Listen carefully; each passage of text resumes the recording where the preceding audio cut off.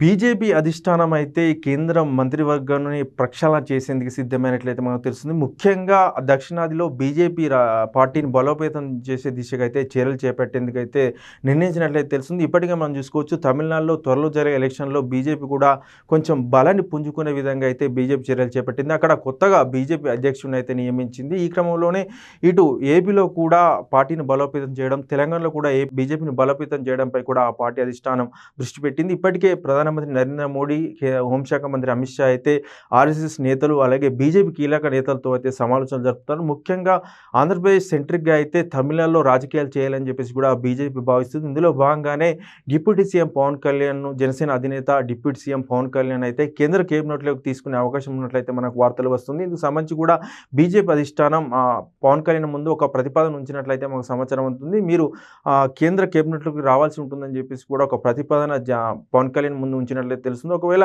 పవన్ కళ్యాణ్ కేంద్ర కేబినెట్లోకి వెళ్ళినట్లయితే ఎమ్మెల్సీ నాగబాబుకి అయితే కీలక మంత్రి పదవి ఇచ్చే అవకాశం ఉన్నట్లు కూడా మనకు వార్తలు వస్తుంది. అలాగే ఒక ఏపీకి సంబంధించి కూడా ఒక రాజ్యసభ స్థానం అయితే ఖాళీ ఉంది. విజయసాయిరెడ్డి రాజీనామా చేయడంతో అయితే ఒక స్థానం ఖాళీ అయింది. ఈ స్థానాన్ని కూడా బీజేపీ తమకి ఇవ్వాలని చెప్పేసి కూడా కోరుతుంది. ఈ స్థానంలో తమిళనాడు బీజేపీ మాధ్యక్షుడు అన్నామలైకి ఈ రాజ్యసభ స్థానాన్ని ఇచ్చే విధంగా అయితే బీజేపీ పావులు కలుపుతున్నట్లయితే మనకు సమాచారం అవుతుంది. ఏదేమైనప్పటికీ కూడా పవన్ కళ్యాణ్ సెంట్రిక్గానే బీజేపీ రాజకీయాలు చేయాలనుకుంది. ముఖ్యంగా ఏపీ, తమిళనాడులో ఇలా రాజకీయాలు చేస్తే లబ్ధి పొందే అవకాశం ఉన్న నేపథ్యంలో అయితే పవన్ కళ్యాణ్ ద్వారానే రాజకీయాలు చేయాలని చెప్పేసి కూడా బీజేపీ భావిస్తుంది. ఇందులో భాగంగానే పవన్ కళ్యాణ్ సెంటర్కి కేంద్ర కేబినెట్లోకి తీసుకురావాలని ఒక ఆలోచనలో బీజేపీ ఉన్నట్లయితే తెలుస్తుంది.